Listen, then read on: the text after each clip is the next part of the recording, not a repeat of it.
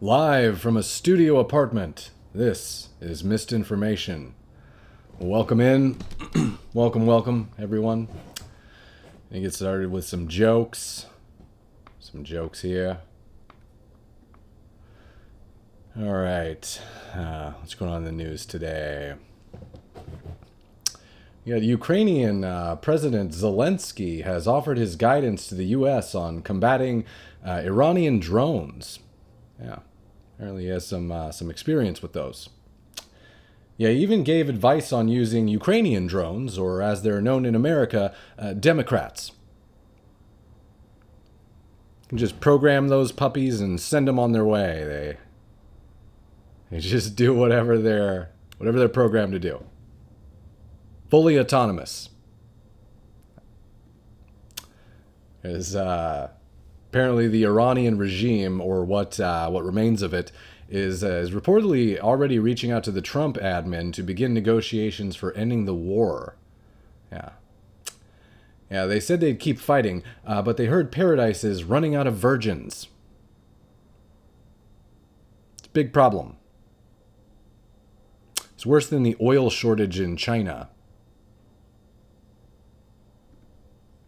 Well, a brief jokes monologue tonight. I wrote a couple. Let me see if I can pull up the chat here. I don't know what's going on. The restream's a little funky, so maybe no chat. I don't know. I might have to like add these things back on or something at some point. Okay. Well, screw it. We got some news. We'll go over that stuff. Let's get this guy.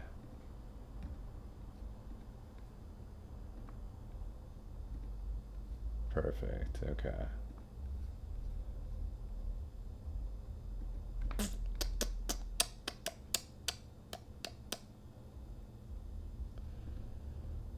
There we go. Okay. Zohran. This was actually a funny joke from earlier today. I almost stole it from my jokes monologue, but I don't. I can't bring myself to steal a joke, so I just dropped it. It's probably a little bit better. Anyways, this is somebody on X saying it's a picture of Zohran Mamdani at I guess he was taking pictures with Trump in front of the Declaration of Independence. It's a funny tweet, first of all, from Donald Trump. He says Zohran's come a long way of embracing the Declaration of Independence. Big progress. He's trolling him, right? And this guy says he's grooming him to be the next Ayatollah, which was funny. What we got going on today? Well, we talked about Zelensky a little bit. That's actually a real news story. So I guess, let me pull it up. I think I have it here too. Here we go. I guess the U.S. has reached out to Zelensky for his. He says here, let me make this a little bit bigger too.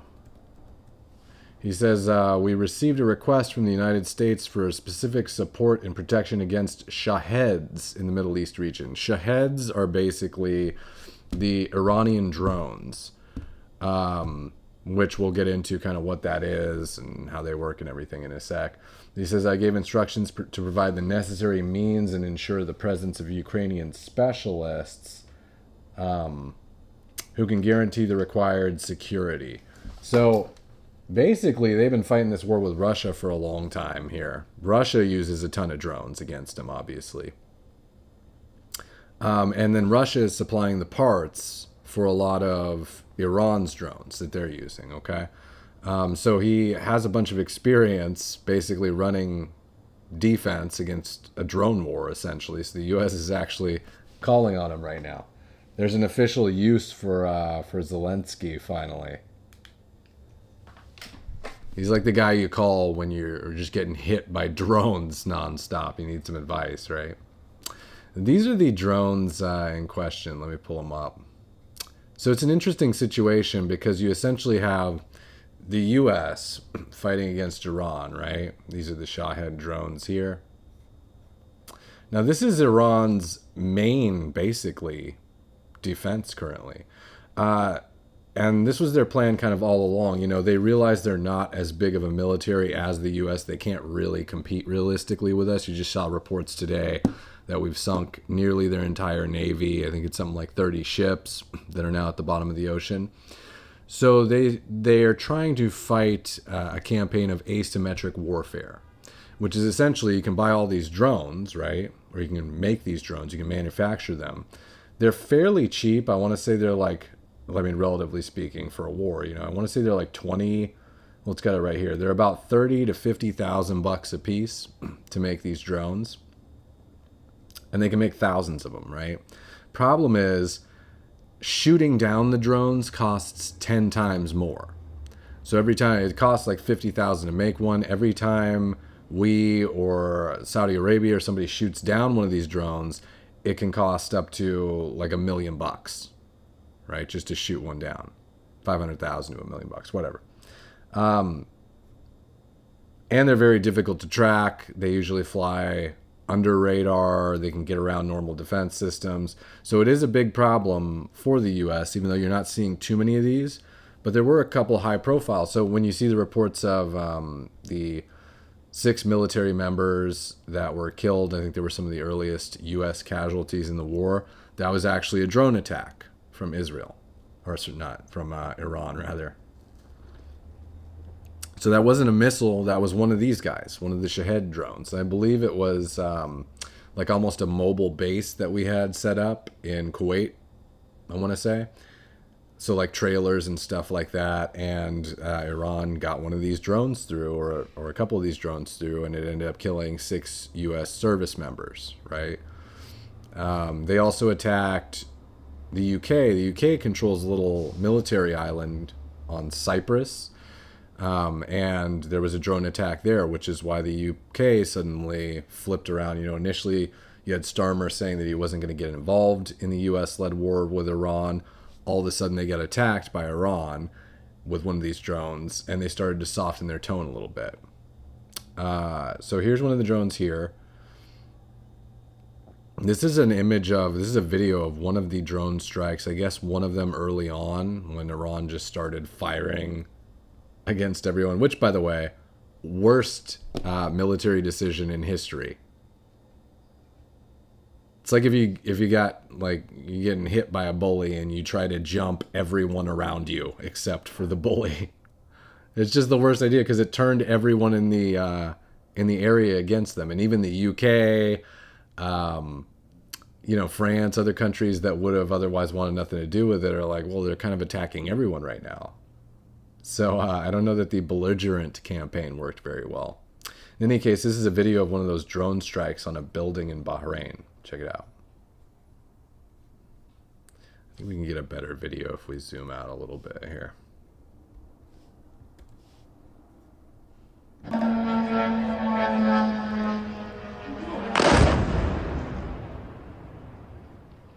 So they're not playing around with those things. I mean, they pack, it's a full-on explosive. It's like a missile. And you can just guide them in. They fly autonomously. They slip through radar. So it's kind of scary. And they're relatively inexpensive. We heard today there was news that the U.S. Took out an Iranian drone carrier, which is a big deal. This is one of the, well, I think this is the drone carrier here. So we have a video of it.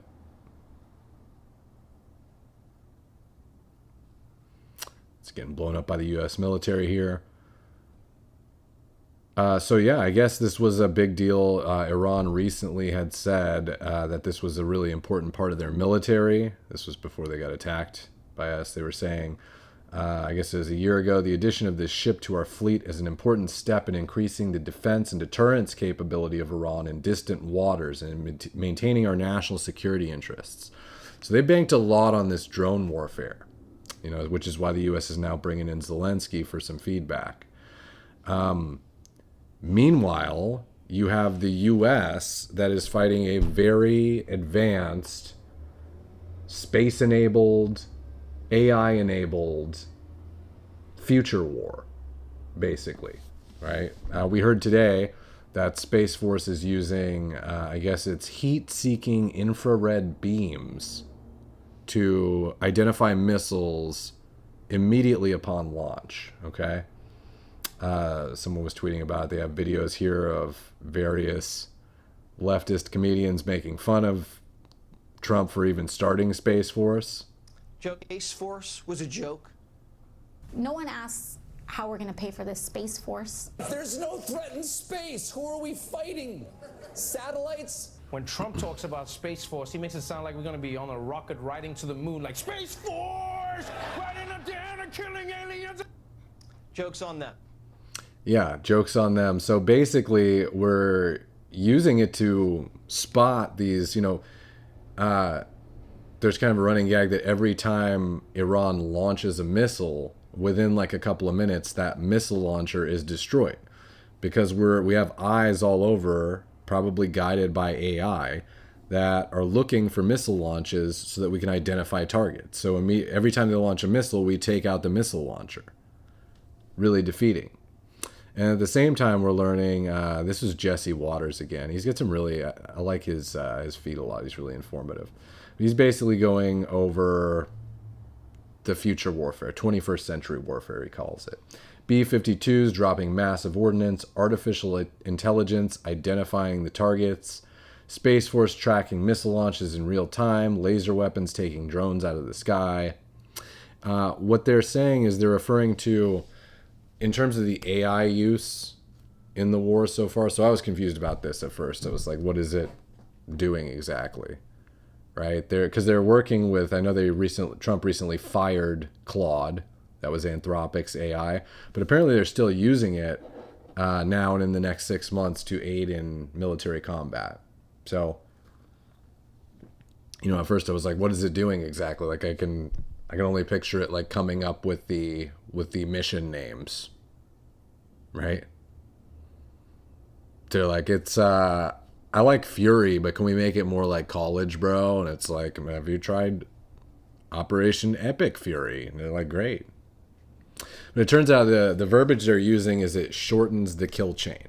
Okay, and what that means is basically they can use AI to process data and suggest targets very rapidly, which turns essentially, like if you think of the shock and awe campaign of Iraq, decades ago, it basically shortens that time that we can hit targets. So instead of destroying 2,000 targets over the course of, a 24 to 48 hour period, like a 2-day period, all of a sudden it's getting shortened to a matter of hours.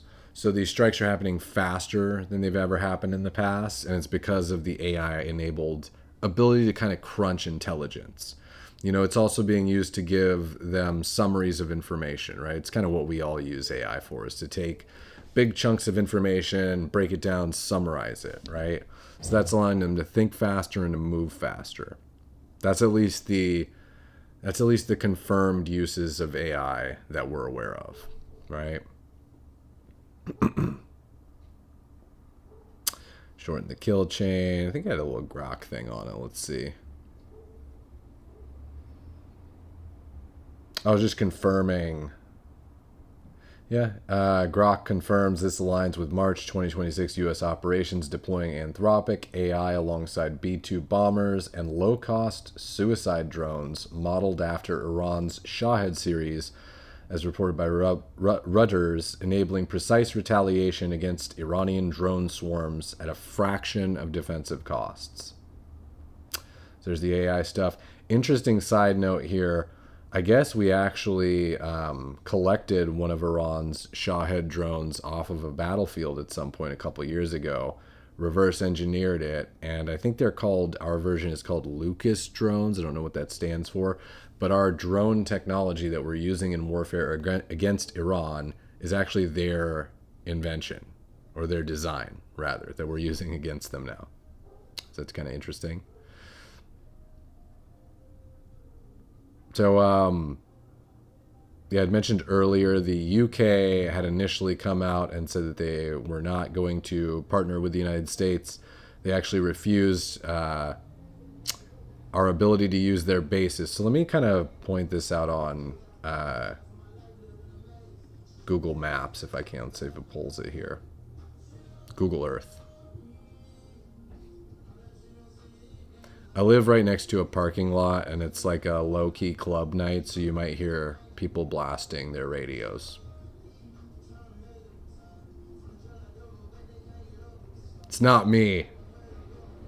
Just telling the news and playing some R&B. So this is my hometown here, San Diego. Can we get this out of here? Oh my gosh. Clear search results maybe? Dismiss that? Okay. Perfect. So the UK controls a couple really critical bases over in that region. I'll show you the first here. So this is Diego Garcia. This is in the Indian Ocean, okay? And we'll zoom out here so you can get a better sense. So this is Diego Garcia. This is where Britain was saying initially they would not allow U.S. forces to land, okay, with our B-2 bombers. As you can see, it's right beneath, this is the Middle Eastern Peninsula here. You have, or the Persian Gulf, and you have Iran is right over here, okay? Here as we zoom in is the Strait of Hormuz. This is the area that was in dispute. Iran saying that they're going to close down the strait. So far as I'm aware, I haven't seen them actually being able to enforce that or any conflicts in the strait. But this is that key piece of geography where if they were to be able to close this down, they could really grind shipping to a halt, because that's obviously where all the ships come in to the important ports in Saudi Arabia, Qatar, Bahrain, Saudi Arabia, Kuwait, Iraq, and Iran over here, okay? But again, these are the two military bases that were in dispute. So you have, I believe it was down here, that's Diego Garcia, allows us to land B-2 bombers and fly them directly up over Iran. And the other one is up here. The UK is obviously right above them. They have another military base in Gloucester. So if we could use those two locations, theoretically we could send our forces from both directions over Iran, right? The UK said no. Then let me find this here. A couple of days ago, Iran struck Cyprus, which is a little island here in Europe where there's apparently a UK military base. So that was hit by an apparent Iranian drone attack, okay?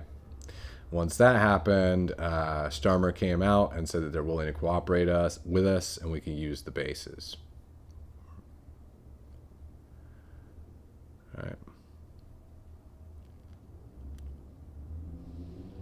Let's see if there's anything else important here. Pretty much it. Okay, so let's talk about the important Iranian counterattacks. That was one of them, the little Cyprus drone attack. The attack on the 6 U.S. service members, I believe, was in Kuwait, so that's right over here, like a little mobile kind of communications hub that they had set up. There was also news yesterday that there were 2 Iranian jets. Let me kind of pull this up. That flew really, really low to avoid radar. It says 80 feet above the Persian Gulf to avoid radar. They were 2 minutes from Al Udeid Air Base when Qatar shot them down. Okay, Al Udeid. I think it's funny. It's called Al Udeid. Al Udeid Air Base. This is actually our biggest air base in the Middle East. There's 10,000 American personnel there. Okay, command hub for the entire Operation Epic Fury campaign, basically. All right. So you had 2 Soviet-era Su-24 bombers flying solo. They were skimming the water directly at that base. Okay, and apparently they were 2 minutes away. So this would have been really bad had they actually gotten all the way through. And they were flying successfully under radar for a while, as far as we know. Qatar F-15 intercepted them, took them both down. So this was a near miss from Iran. There hasn't been a ton of counterattacks from Iran notable, but this was a close call. So this would have been huge if they'd have gotten through. And what else do we have generally?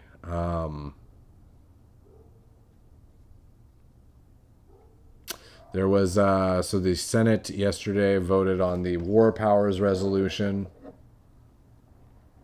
It failed. So I guess what they do is the War Powers, had it passed, the Senate would have given them the ability to basically vote to block authorization for Trump to continue in Iran. So it didn't even pass the Senate, so they don't even get a chance to debate whether or not to continue the war, which is sort of a way for the Congress to implicitly consent to the war, while still, Democrats could say, well, hey, we tried to vote through the War Powers Resolution, and just weren't able to get it passed, right? So that failed, so it looks like this is pushing forward.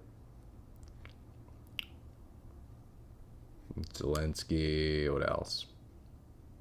This was from today. Looks like Venezuela is going well, better than anyone expected. This is Delcy Rodríguez, who's the new, I guess she's the president of Venezuela. Would you call her the president?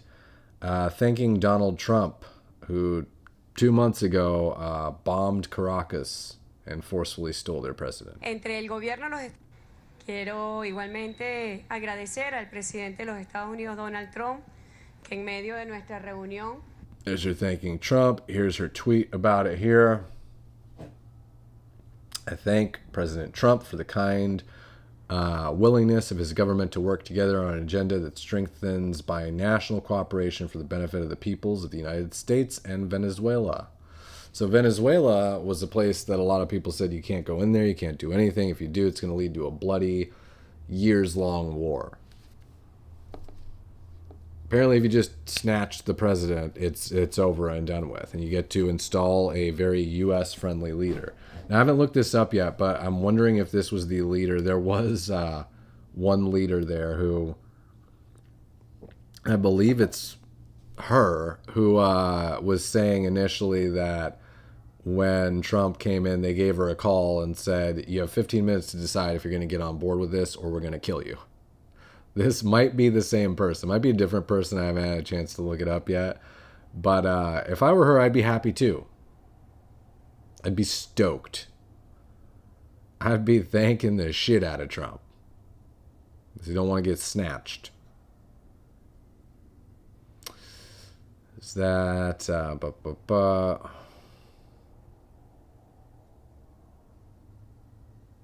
Here's the... so we heard today that Iranian leadership, whatever is left of it, is allegedly reaching out to the Trump administration to try to negotiate an end to the war, although I have no idea what they would be negotiating with. These are the alleged details of the deal. Stock market surges. Potential terms of the deal include, number one, Iran to abandon or drastically curtail its ballistic missile and nuclear program. That one was obvious. 2, Iran to abandon or drastically reduce support for proxy groups. 3, in return, Trump has suggested he would allow Iran's surviving leaders to maintain power. That's interesting, because I don't know if that's something that he is willing to do or not. I would guess that he would do something more along the lines of Venezuela, where he tries to install somebody who is very U.S. friendly. Trump suggested he would employ the Venezuela model. It remains unclear if a deal is feasible at this point in time. So that's all alleged. We don't know if that's going down or not, but the reporting is that possibly they're trying to end the war already, which I am sure Trump would love. I think there was a poll that they released earlier. I saw this yesterday. It's like the dumbest, most obvious poll in the world, but we'll pull it up. Here's the poll. CBS poll. Approve, disapprove of military action in Iran. Okay? Based on how long it lasts. And as you can see here, this is a stunning development. The longer that a war lasts, the less people approve of it. So yeah, if it's years long in Iran, you can see only 13% of people want that. But if it's just a couple days or weeks, like 76% are all for it, right? Shocking that the easier something is and the less actual suffering that you have to endure, the more people like that. But that's so that may have been obvious. But in any case, I think that Trump is very aware of this as well. He doesn't want a forever war, and I think he's going to try to get basically in and out of Iran as quickly as possible. So there are some bets on the futures markets, on Kalshi, I believe it's called, and Poly Market. Will the Iranian regime fall by March 31st? Will it fall by June? Will it fall by this? I think he's going to try to wrap it up within the next 2 weeks, I honestly do. We'll see if that's possible, but based on how rapidly things are happening, I do think it's quite possible. If I had to bet on it, I'd say by March, end of March for sure. Maybe by March 15th. That would be my guess. All right, we get the Iranian jets.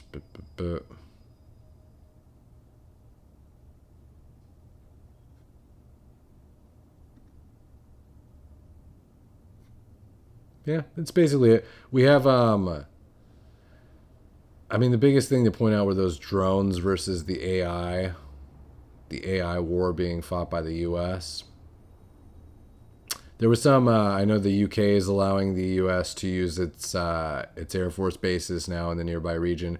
There was some reporting Spain, in particular, had told the U.S. they couldn't come there. Trump famously threatened to end all trade with Spain due to that. There was some reporting that Spain had agreed to cooperate with the administration after the threat of pulling trade, but that was refuted online. I think even Katie Leavitt had come out and said that Spain was going to work with us, and then the Spain Prime Minister came out and said, no, that's BS. We haven't said any such thing. So what may be happening is you have some type of a little agreement behind the scenes that works a little bit with the Trump administration, makes some concessions while allowing Spain to save face. It's probably the case of what's going on. Biggest vibe right now, though, is just the U.S. talking shit while Iran tries to bluff their way out of this or just make a deal behind the scenes. We saw the U.S. taking out the drone carrier earlier. This is probably a better video of it.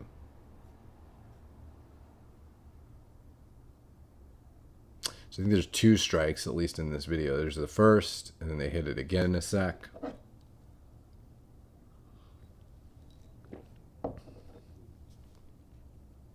Yeah. And again, this is really critical because Iran's whole play, you know, they're a dog with their back up against the wall. Their whole play is fighting an asymmetric war where they just release hundreds, thousands of cheap drones, relatively cheap drones, to attack the U.S. So eliminating their ability to move those across the ocean is very good. This is Commander Brad Cooper talking about it. We'll go to him. Strikes against the Iranian Navy have intensified. You may have heard the president say just a little while ago that we have sunk or destroyed 24 ships. That was true at the moment. We're now up over 30 ships. And in just the last few hours, we hit an Iranian drone carrier ship, roughly the size of a World War II aircraft carrier. And as we speak, it's on fire. Our strikes... This is something you're seeing quite frequently from U.S. military brass. Him, and then also Pete Hegseth a lot, is just referring to, they're kind of laying it on thick, just the speed at which the U.S. is moving to eliminate Iranian ships, right? Hegseth earlier was saying that it was, you know, he was done fighting with a woke military where we were very politically correct. And a lot of the messaging has just been, it's not mincing words. It is,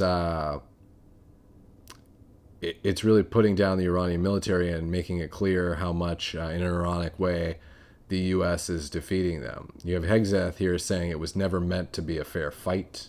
This is from yesterday. Long. We're playing for keeps. Our warfighters have maximum authorities granted personally by the president and yours truly. Our rules of engagement are bold, precise and designed to unleash American power, not shackle it. This was never meant to be a fair fight, and it is not a fair fight. We are punching them while they're down. Yeah. So just, it's a very masculine war communication. It's a very in your face, and really just punking the Iranian regime and letting them know, in much the same way that Trump talks, that they are, beyond defeated. And I think trying to verbally convince them to quit, essentially. Here's him talking about, he's comparing Iran to a football team that basically had a plan until he got punched in the face. We will avenge them, no doubt. But I liken Iran's predicament to a football team who scripted the first 20 plays of a game. The team knew what plays to run because their first few drives were scripted. But now that the game has started and the blitz is on, they don't know what plays to call, let alone how to get in the huddle and call those plays. Yeah, apparently they were just started turning around and attacking their teammates. This is the worst move in history. But yeah, every time they have a communication, it's just overwhelmingly bad sounding for Iran. This was a meme someone did online of there was a blackout in Cuba yesterday. It says, breaking, 2/3 of Cuba hit by electricity blackout, cause not yet known. And someone posts the U.S. military going into Cuba, which didn't happen, obviously, but it was really funny. Yeah, so that's the news. Basically, U.S. so far dominating Iran, and Iran does not yet have a response. So I'll probably come back tomorrow night. I'll try to get the chat working. I don't know why it's off right now. My stuff disconnected. Some technical difficulties, but in any case, thanks for joining. We'll be back tomorrow night.